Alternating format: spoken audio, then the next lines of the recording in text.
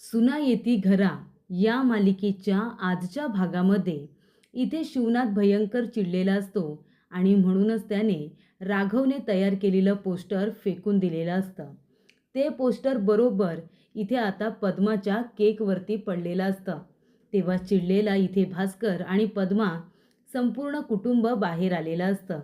त्यानंतर शिवनाथ पोस्टर फेकून आतमध्ये निघून गेलेला असतो. तेवढ्यातच इथे भास्कर म्हणत असतो की शिवनाथ, तुझी एवढी हिंमत, दिवसेंदिवस तुझी हिंमत खूपच जास्त वाढत चालली आहे ना. तुझ्यात जर एवढी हिंमत असेल ना तर बाहेर ये ना, घरामध्ये का लपून बसतोयस? तेव्हा शिवनाथ आता घरातून बाहेर येतो. बघतो तर काय, संपूर्ण फौज येऊन आता बाहेर उभी राहिलेली असते. तेव्हा इथे पद्मा आणि भास्कर हे दोघे जण खूपच जास्त आरडाओरडा करत असतात. तेव्हा शिवनाथ येतो आणि म्हणतो, काय रे भास्कर, काय झालं तुला? तू काय एवढा गळा काढतोयस आणि मला बाहेर बोलवतोयस? तेव्हा तो म्हणत असतो, काय रे, मुद्दामून हे पोस्टर आमच्या घरामध्ये टाकलंस ना? तुम्हाला तुमच्या लग्नाचा खूपच जास्त अभिमान आहे, तो काही तुम्ही आम्हाला दाखवताय का? तेव्हा शिवनाथ म्हणतो, एक मिनिट, मी असं काही केलेलं नाही आहे, कळलं ना तुम्हाला? कारण त्याने रागाच्या भरामध्ये पोस्टर टाकून तो निघून गेलेला असतो. पण तो खिडकीतून आता आतमध्ये गेलाय हे शिवनाथने काही बघितलेलं नसतं. खरं तर प्रेक्षकांनो, पोस्टर टाकायची काही गरजच नव्हती शिवनाथला. त्याने बळच जसं काय हे भांडण उकरून काढलेलं असतं. तेव्हा पद्मा म्हणत असते, काय रे शिवनाथ, तू इथे मुद्दामून आम्हाला त्रास देतोस का? माझं आयुष्य उद्ध्वस्त केलं तर केलं, आणि आता इथे माझा वाढदिवससुद्धा सुखाने मला साजरा करू देत नाहीस का? तेव्हा शिवनाथ म्हणतो, ए पद्मा, मी कशाला तुझं इथे वाढदिवस खराब करू? मी तसं काही बी केलेलं नाही, कळलं ना? उगाच इथे सगळ्याचा आरोप माझ्यावरती टाकून मोकळी होऊ नकोस. तेव्हा इथे भास्कर म्हणत असतो की या लोकांना आहे ना त्यांच्या लग्नाचा इथे फारच आता अभिमान वाटतो. खूपच माज आलाय ना यांना. थांब, आत्ताच्या आत्ता यांचा माज आहे ना यांच्या समोरच जाळून खाक करतो. तेव्हा इथे उमाचा आणि शिवनाथचा फोटो खाली टाकून त्या फोटोला आग लावण्याचं काम इथे भास्करने अगदी व्यवस्थित केलेलं असतं. भास्कर त्या पोस्टरला आग लावतो आणि म्हणतो, काय झालं? तुमच्या सगळ्या आठवणी, तुमचा हा लग्नाचा जो काही तुम्हाला अभिमान आहे, सगळं जळून खाक झाला ना? बघितलं ना, सगळं काही जळून कसं खाक करून टाकलं. तेव्हा इथे उमाला खूपच जास्त वाईट वाटतं. कारण तिने जरी लग्न केलं असलं एका गरीब माणसाबरोबर, तरी त्याने स्वाभिमानी माणसाबरोबर लग्न केलेलं असतं. तेव्हा इथे भास्कर म्हणतो, काय झालं? सांग ना आता, काय झालं? वाईट वाटलं का? तुमचा हा अभिमान जाळताना बघून, तुमचं हे सुखी संसार लग्न जाळताना बघून तुम्हाला खूप वाईट वाटलं का? तेव्हा इथे शिवनाथ म्हणतो, भास्कर, तुझी हिंमत कशी झाली रे असं वागायची? जरा अति करतोयसा तू आता. तेव्हा पद्मा म्हणते, अरे रे, काय झालं रे शिवनाथ? चिडलास का तू? राग आला तुला? अरे तुझी लायकी तरी आहे का माझ्यासमोर असं उभं राहून बोलायची? सांग ना, आहे का लायकी उभं राहून बोलायची? पण तरीसुद्धा माझ्या बंगल्याच्या समोर तू इथे मुद्दामून घर बांधलंस ना? का? तर इथे मला डिवचता यावं म्हणून. तेव्हा शिवनाथ म्हणतो, ए बाई, मी असं काय बी केलेलं नाही, कळलं ना? आणि हे जे घर मी बांधले ना, तो दिलेला शब्द पूर्ण केला आहे तुला. आणि तसंही हे जे काही सगळं उभं केलं आहे, मी माझ्या स्वतःच्या कष्टाने उभं केलेलं आहे. माझे कष्ट आहे त्याच्यामध्ये, रक्ताचं पाणी केलं आहे मी हे घर बांधत असताना. आणि त्याच्यामध्ये कुणाकडून काही घेतलेलं नाही आहे आणि तुमच्याकडून सुद्धा काही घेतलेलं नाही आहे. तेव्हा हे सगळं बोलतेस तू, हे सगळं मी माझ्या कष्टाने उभं केलेलं आहे. तेव्हा ती म्हणते, घेतलंस तू आमच्याकडून, घेतलंस. तू माझ्या बापाचं नाव घेतलंस. बोल, घेतलंस की नाही माझ्या बापाचं नाव? नाहीतर तुझ्यासारखा पोरगा, ज्याला इथे स्वतःच्या आईवडिलांनी सोडून दिलं होतं. अरे तुला कळतंय का तू किती दळबद्री आहेस? अरे तू तुझ्या सख्या आईवडिलांनासुद्धा नकोसा झाला होतास. म्हणून तर त्यांनी तुला मंदिराच्या पायरीवरती सोडलं आणि ते निघून गेले. कारण तू त्यांना नकोसा होतास. तशा दळबद्री भिकाऱ्या माणसाला माझ्या वडिलांनी रस्त्यावरून उचलून घरी आणलं. तुला लहानाचं मोठं केलं. आणि तू काय केलंस रे? तू काय केलंस? त्याचे असे पांग फेडलेस का तू? तेव्हा भास्कर म्हणतो, ताई याला किती पण बोलगं तायडे, पण ह्याला कळतं का? तू कोण आहेस माहिती आहे का शिवनाथ? तू बांडगुळ आहेस, बांडगुळ. बांडगुळ कशाला म्हणतात माहिती आहे ना? दुसऱ्यांच्या जीवावरती जगणारा माणूस, त्याला बांडगुळ म्हणतात. आणि तू बांडगुळ आहेस. आणि अशा रीतीने इथे सर्वजण आता इथे शिवनाथला बोलत असतात आणि त्यामुळे शिवनाथला भयंकर राग आलेला असतो. शिवनाथ म्हणत असतो, ए तू जास्त बोलतेस हा. तेव्हा इथे आता लगेचच उमा म्हणत असते, अरे भास्कर हे काय बोलतोयस तू, तू यांना बांडगुळ म्हणतोयस. तेव्हा इथे तो म्हणतो, मी बोले नाही तर काय पण करेन, तू मध्ये बोलायचं नाही हा, आत्ताच बोलतो, लक्षात ठेव, मध्ये मध्ये तू बोलायचं नाही. तेव्हा शिवनाथ म्हणतो, माझ्या बायकोला काही बोलायचं नाही आहे, तू भास्कर तोंड सांभाळून बोल तिच्याशी. तेव्हा इथे पमा आता म्हणत असते, पद्मा मी बोलणार, तुझ्या बायकोला मी बोलणार, कारण हिने आहे ना, हिला भिकारी डोहाळे लागले ना, हिले भिकेचे डोहाळे लागले म्हणून हिने तुझ्याबरोबर लग्न केलं आणि हिने तुझ्याबरोबर लग्न केलं म्हणून माझं आयुष्य उद्ध्वस्त झालं. मी इथे बिन लग्नाची घरामध्ये पडून राहिले, माझा संसार इथे सुरू झाला नाही, हिला भिकेचे डोहाळे लागले म्हणून. तेव्हा लगेच राघव म्हणतो, ओ शेजारी मावशी, माझ्या आईला काय बोलताय हां, की तिच्यामुळे तुमचा संसार झाला नाही. खरं तर तिच्यामुळे तुमचा संसार झालेला नाही असं नाही, तुम्ही स्वतःहून तुमचा संसार केलेला नाही आहे. तुम्हाला स्वतःहून लग्न करायचं नव्हतं, कारण का तर ही जी माझ्या आईबाबांची प्रॉपर्टी आहे ना, ही सगळी ती तुम्हाला तुमच्या घशात घालायची होती ना. ही सगळी प्रॉपर्टी तुम्हाला एकटीला हवी होती ना, राज्य करायचं होतं तुम्हाला राणीसारखं, म्हणून तुम्ही लग्न केलं नाही, कळलं ना. त्याचा दोष तुम्ही माझ्या आईला देऊ नका. तेव्हा इथे शिवनाथ म्हणतो, राघव मोठ्या माणसांमध्ये असं बोलायचं नाही. अरे त्यांनी त्यांची पायरी सोडली म्हणून आपण आपली पायरी सोडायची नाही, नाहीतर मग त्यांच्यामध्ये आणि आपल्यामध्ये काय फरक राहिला. म्हणूनच त्यांना जे बोलायचं आहे ते गरळ ओकू दे, पण आपण मात्र चांगलंच बोलायचं.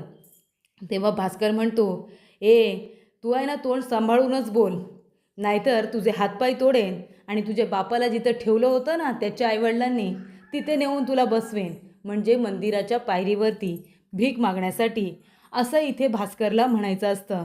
तेव्हा शिवनाथ म्हणतो, एक मिनिट, माझ्या मुलांना काही बोलायचं नाही, आत्ताच सांगतोय तुला, माझ्या मुलांना काही बोलायचं नाही, कळलं ना. त्यांचा बाप इथे जिवंत आहे. तेव्हा पद्मा म्हणते, अच्छा ही तुझी मुलं आहेत बरोबर ना, आणि तू त्यांचा बाप आहेस ना. मग तू कुणाचा मुलगा आहेस रे शिवनाथ, कोण आहेत तुझे आई वडील, कुणी दिला तुला जन्म, काही माहिती आहे का तुला. आहे माहिती. अरे तुला माहिती आहे का, ज्यांचे आई वडील नसतात, ज्यांना कुणीही नसतं ना, त्यांना काय बोलतात माहिती आहे, अनाथ म्हणतात त्यांना, अनाथ. अरे माझ्या वडिलांनी तुला आणलं, तुला नाव दिलं, ओळख दिली, आणि तू काय म्हणतोयस, तर ही सगळी माझी माणसं आहेत. अरे अनाथ आहेस तू, अनाथ, कुणी नाही आहे तुझं. तो म्हणतो, हे जे कुटुंब आहे ना ते माझं कुटुंब आहे, ही मुलं माझी बायको हे माझं कुटुंब आहे, त्यामुळे अनाथ तर मी नाहीच आहे. माझं घर माझ्या पाठीशी खंबीरपणे उभं आहेच, पण अख्खं गावसुद्धा माझ्या पाठीशी खंबीरपणे उभं आहे. तेव्हा पद्मा म्हणते, काय हो, अख्खा गाव तुझ्या पाठीशी आहे. बघूया ना मग आता मी तुला चॅलेंजच करते, बघूया आज अख्खं गाव कुणाच्या पाठीशी आहे ते, या पद्माच्या की तू आई वडील नसणारा, तू अनाथ, तुझ्या पाठीशी गाव आहे. हे आता आपण बघूच या की गाव नक्की कुणाच्या पाठीशी आहे. असं इथे आता पद्मा म्हणते. तिला असं वाटत असतं की गाव तर माझ्या बाजूने आहे, माझ्या वडिलांची ओळख आहे, आता त्यांच्या ओळखीने ही माच करत असते. आणि शिवनाथने जी काही ओळख निर्माण केली आहे ती स्वतःच्या बळावरती केली आहे. त्याने कधी कुणाचे 5-50 घेतले नाही, त्याने स्वतःची ओळख स्वतः बनवली आहे. पण त्याच्या मनाला एका गोष्टीमुळे आता वाईट वाटलेलं असतं, आणि ती गोष्ट म्हणजे पद्मा त्याला अनाथ म्हणालेली असते, त्या गोष्टीचं त्याला वाईट वाटतं. त्यामुळे इथे आता शिवनाथ शांत बसलेला असतो. पण आता ही जी काही शिवनाची परिस्थिती झाली ती स्वतःमुळे झाली. लग्नाला 25 वर्ष पूर्ण झाली म्हणून राघवने खूप प्रेमाने आणि आनंदाने त्यांना 25 वर्षाच्या म्हणजे लग्नाच्या वाढदिवसाच्या शुभेच्छा दिलेल्या असतात, आणि तेव्हा ते पोस्टर तयार केलेलं असतं. तर शिवनाथला एवढं फेकून वगैरे द्यायची काही गरज नव्हती, आणि त्यामुळे हे सगळं भांडण उकरून निघालेलं असतं. पण इथे आता शेवटीला त्याला वाईट वाटलेलं असतं, तेव्हा सगळे त्याला समजावत असतात. तेव्हा इथे त्यांची मुलगी म्हणते की आई अगं बोल ना बाबांजवळ. तेव्हा इथे लगेचच उमा म्हणत असते, आहो तुम्हाला माहिती आहे ना पद्माताईचा राग कसा आहे, तिला राग आल्यानंतर ती कशी बोलते तुम्हाला माहिती आहे ना, मग कशाला उगाच आता त्याच गोष्टीचा विचार करताय, नका एवढा विचार करू, जाऊ द्या, झालं गेलं सगळं विसरून जा. तेव्हा इथे आता लगेच त्यांची मुलगी म्हणते, वेदा की बाबा तुमचा मूड चांगला करण्यासाठी माझ्याकडे एक आयडिया आहे, आपण तसं करूया का? तो म्हणतो काय आयडिया आहे तुझ्याकडे माझा मूड चांगला करण्यासाठी? ती म्हणते बाबा चला या माझ्याबरोबर, तुम्ही दोघे इथे बसा बरं, आई बाबा तुम्ही दोघेजण इथे बसा. आणि तेव्हा ती म्हणते आई बाबा आपण एक अख्खं कुटुंब आहोत बरोबर ना, मग आनंदाचा दिवस असेल तर आपण सगळ्यांनी एकत्र येऊन तो सेलिब्रेट केला पाहिजे ना. आणि आज तर किती आनंदाचा दिवस आहे, आज तुमच्या दोघांच्या लग्नाचा वाढदिवस आहे, मग आपण तो सेलिब्रेट केला पाहिजे. तेव्हा इथे त्यांचा मोठा मुलगा म्हणतो की नाहीतर काय बाबा, हे बघा आज तुमच्या लग्नाला 25 वर्ष पूर्ण झाली, तुम्ही दोघांनी इतकं आयुष्य एकत्र घालवलं, आनंदाने प्रेमाने एकमेकांना समजून घेत. मग आजच्या दिवशी आम्हाला तुम्हाला दोघांना काहीतरी गिफ्ट द्यायचं आहे, तेव्हा हे माझ्याकडून तुमच्यासाठी छोटंसं गिफ्ट आणि तुम्हाला दोघांनाही लग्नाच्या वाढदिवसाच्या खूप खूप शुभेच्छा. तेव्हा इथे त्याने आपल्या वडिलांसाठी आणलेलं असतं ते म्हणजे पॉकेट. तर इथे माधवने आपल्या वडिलांना पॉकेट गिफ्ट केलेलं असतं आणि त्याच्या आईसाठी पर्स आणलेली असते. तो म्हणतो आई ही घे तुझ्यासाठी पर्स. ती म्हणते माझ्यासाठी, किती सुंदर आहे रे. तेव्हा तो म्हणतो आवडली ना तुला? ती म्हणते खूप आवडली. तेव्हा तो दोघांच्याही पाया पडतो आणि म्हणतो की आई बाबा आशीर्वाद द्या. त्यानंतरला त्यांचा जो दुसरा मुलगा आहे त्याने आता दोघांसाठी खूप सुंदर असं शर्ट आणि आपल्या आईसाठी खूप सुंदर अशी साडी आणलेली असते. तो म्हणतो बाबा हे तुमच्यासाठी आणि आई हे तुझ्यासाठी, आता उघडून बघा ना तुम्हाला आवडतंय का? तेव्हा इथे पिवळ्या रंगाचं शर्ट खूपच सुंदर असतं आणि इथे आता गुलाबी रंगाची साडी तिला खूप खूप आवडते. तेव्हा इथे तो सुद्धा आपल्या दोन्ही आईवडिलांच्या आता पाया पडतो. त्यानंतर इथे माधवने गिफ्ट दिलेलं असतं, श्रीने गिफ्ट दिलेलं असतं. आता वेळ आलेली असते ती वेदाची. वेदाने इथे आपल्या वडिलांसाठी देवी आईचा दोरा आणलेला असतो आशीर्वाद म्हणून. ती म्हणते बाबा हा मी तुमच्यासाठी आहे ना दोरा घेऊन आली आहे, देवी आईचा आशीर्वाद आहे बरं, नेहमी तुमच्या हातामध्ये राहू द्या, सुख समाधान सगळं काही मिळू द्या तुम्हाला. तेव्हा ते आपल्या वडिलांच्या हातामध्ये तो दोरा खूपच जास्त प्रेमाने बांधते. त्यानंतर ते आईला म्हणते की आई हे तुझ्यासाठी, बघ तुला आवडतंय का? तर इथे आता चांदीचं ब्रेसलेट असतं की इथे आता तिला छल्ला असतो, काहीतरी असं चांदीचं गिफ्ट इथे वेदाने तिच्या आईला दिलेलं असतं. तेव्हा ते गिफ्ट तिला खूप आवडतं. ती म्हणते अच्छा म्हणजे हे खरेदी करायचं होतं म्हणून माझ्याकडे पैसे मागत होतीस का? ती म्हणते हो आई म्हणूनच पैसे मागत होते, आवडलं का तुला? तेव्हा ती म्हणते हो ग मला खूप आवडलं. त्यानंतर इथे लगेच आता शिवनाथ म्हणतो की खरं तर हा दिवस मला साजरा करायला आवडत नाही, कारण याच्याबरोबर खूप कटू आठवणीसुद्धा आहेत, पण तरीसुद्धा तुम्ही सगळ्यांनी इतकं प्रेमाने आम्हाला हे सगळं दिलं, हे गिफ्ट दिले, आमचा दिवस चांगला साजरा केलात तुम्ही, त्यासाठी थँक्यू असं शिवनाथ म्हणतो. तेव्हा राघव लगेच म्हणतो बाबा अहो याला काय अर्थ आहे, लगेच थँक्यू म्हणून मोकळे झालात वय, अहो मी बी आणले की तुमच्यासाठी गिफ्ट. तर इथे राघवने तर सगळ्यात भारी गिफ्ट आणलेलं असतं आणि ते म्हणजे कपल वॉच. तर इथे कपल वॉच आणलेले असतात आपल्या वडिलांसाठी एक आणि आपल्या आईसाठी एक. तो म्हणतो हे घ्या हे तुमच्यासाठी. तर इथे आता खूपच महागडी महागडी घड्याळं असतात. तेव्हा इथे शिवनाथ म्हणतो की राघव अरे ही घड्याळं तर खूपच जास्त महागडी असतील रे, बरोबर ना? तो म्हणतो हो तर बाबा खूपच जास्त महागडी आहे ती घड्याळं. तर त्याचा दुसरा भाऊ श्री म्हणतो अरे वा राघवने तर खूप छान गिफ्ट आणलं आहे. तेव्हा इथे त्याच्या आईला आणि बाबांना खरं तर दोघांनासुद्धा हे गिफ्ट खूप आवडतात. त्याची आई म्हणते की राघव हे माझ्यासाठी आहे. राघव म्हणतो हो आई तुझ्यासाठीच आहे, घालून बघ बरं सांग कसं वाटतंय. तेव्हा शिवनाथ म्हणतो की राघव ही घड्याळं जर इतकी महागडी आहेत तर तू ही घड्याळं कशी आणलीस, म्हणजे एवढे पैसे कुठून आले? तेव्हा राघव म्हणतो की बाबा पैशांचं म्हणजे ते. तेव्हा त्याचा मामा म्हणतो की हे घड्याळं आहेत ना आम्ही इन्स्टॉलमेंटवरती घेतली आहेत, म्हणजे इथे आम्ही हळूहळू पैसे परत करणार, राघव करेल ना पैसे परत, तुम्ही नका काळजी करू. तेव्हा शिवनाथ म्हणतो अच्छा म्हणजे आम्हाला गिफ्ट देण्यासाठी तू कर्ज काढलंस, बरोबर ना? कर्जच काढलंस ना तू? तेव्हा तो म्हणतो नाही बाबा कर्ज नाही काढले, इन्स्टॉलमेंटवरती आहे, मी थोडे थोडे पैसे देईन त्यांना परत, तुम्ही नका काळजी करू. तेव्हा शिवनाथ म्हणतो की तुझ्या बापाने आत्तापर्यंत इथे उधार पैसे घेऊन किंवा कर्ज काढून कुठलाही सण साजरा केलेला नाही आहे, मी कुठलंही काम तसं केलेलं नाही आहे, कारण मुळात मला ते आवडतच नाही. असं महागडं घड्याळ घेण्यापेक्षा इथे आम्हाला तू काही दिलं नसतंस ना, तरी चाललं असतं. फक्त वेळ पाळली असतीस ना, लवकर उठायचं, कामं करायची आपल्या आपल्या वेळेत. जर तू वेळ पाळली असतीस ना, तरी मला खूप आनंद झाला असता. कळते का तुला राघव? त्यामुळे हे आता उधारीवरती आणलेलं घड्याळ किंवा कर्ज काढून आणलेलं घड्याळ मला नको आहे. तर इथे पद्मा खूप चिडलेली असते. तेव्हा पद्माचा राग घालवण्यासाठी तिची जी आता भावाची मुलगी भाची आहे, ती म्हणजे अन्विता. अन्विता म्हणत असते, आत्या अगं जाऊ दे ना, सोड ना राग. हे बघ मी तुझ्यासाठी किती सुंदर गिफ्ट आणले ते तरी बघ. ती म्हणते जाऊ दे, मला नाही बघायचं गिफ्ट वगैरे, कळलं ना? चल ठेव तिकडं ते गिफ्ट तुझं. त्यानंतर इथे आता राघवला खूप वाईट वाटलेलं असतं आणि वाटणारच. म्हणजे जरी पण त्याचा इथे आता आणण्याची पद्धत चुकीची असेल, इन्स्टॉलमेंटवरती असेल, पण तरी त्याचे इंटेन्शन्स खूपच जास्त प्युअर असतात. खूपच मनापासून त्याने ते आणलेले असतात. आणि शिवनाथ इतका तत्त्ववादी आहे की आपल्या मुलाचं मन इथे तो आता जाणतो, पण शेवटीला त्याला दुखावतो. पण इथे आता आई शेवटीला आई असते. ती आता आपल्या मुलाची समजूत काढायला येते. तेव्हा जसं राघव रिॲक्ट करत असतो तशी तीसुद्धा करत असते. तो म्हणतो, यार आई तू पण ना. ती म्हणते, काय यार राघव, काय लगेच चिडतो रे तू? हे बघ राघव, प्रत्येक गोष्ट मनाला इतकी लावून घ्यायची नसते अरे. तुला माहिती आहे ना तुझ्या बाबांचा स्वभाव कसा आहे. मग कशाला एवढी मोठी गोष्ट तू मनाला लावून घेतलीस? हे बघ, जाऊ दे. त्यांना ही गोष्ट नाही आवडत की आपण एखादी गोष्ट उधारीवरती किंवा कर्ज काढून आणतो. तुला माहिती आहेत ना त्यांचा स्वभाव कसा आहे. तेव्हा तो म्हणतो, आई पण तुझे हे आहेत ना, खूपच जास्त माझा राग करतात असं मला वाटतं. त्यांचं माझ्यावरती प्रेमच नाही आहे. म्हणून तर बघ ना, मी गिफ्ट आणलं, ते कसं आणले, किती प्रेमाने आणले हे त्यांनी बघितलंच नाही.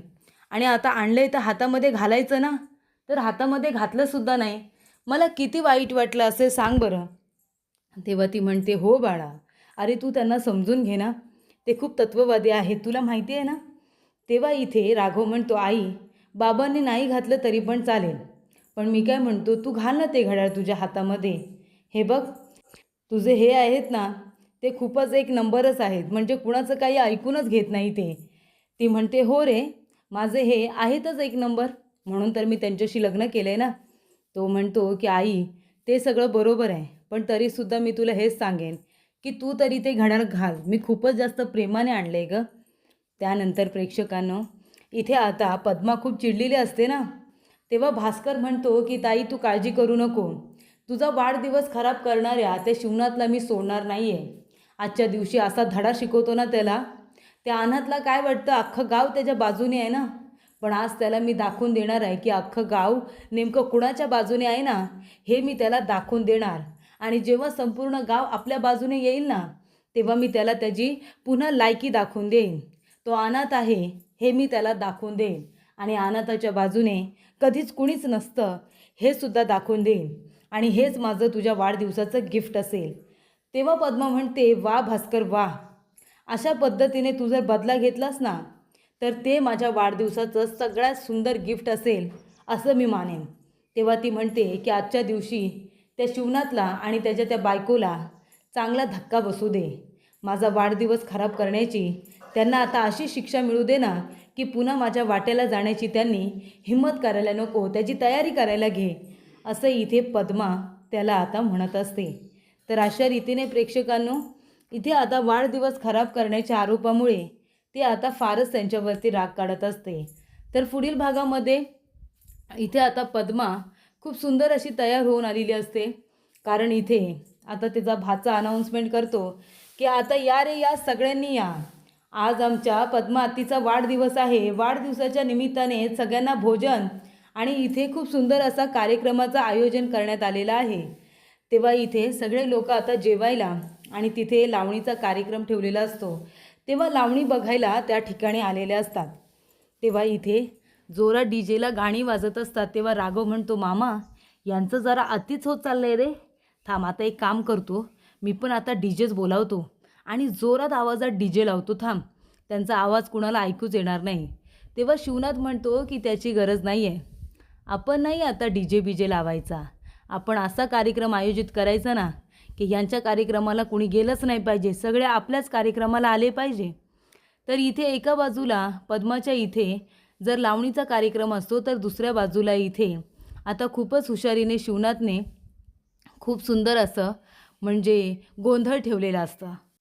देवी आईचं गोंधळ इथे असल्यामुळे आता इथे सगळेजण आपल्याकडे येणार असा शिवनाथला पूर्णपणे आता खात्री असते. तेव्हा इथे जे लोक आता लावणीमध्ये बोलावलेले असतात ते छान आता लावणी करत असतात. पण तेवढ्यातच एक थांबते. तेव्हा भास्कर म्हणतो, "काय झालं रेखाताई?" तेव्हा ती म्हणते, "नाही, आम्ही लावणी डान्स नाही करणार." तेव्हा तो म्हणतो, "का पण? तुम्ही लावणी डान्स का नाही करणार?" तेव्हा तिची काही कारणं असतात आणि त्यामुळे तिने लावणी करण्यासाठी नकार दिलेला असतो. आणि त्या गोष्टीचा आता पद्माला खूपच जास्त राग आलेला असतो.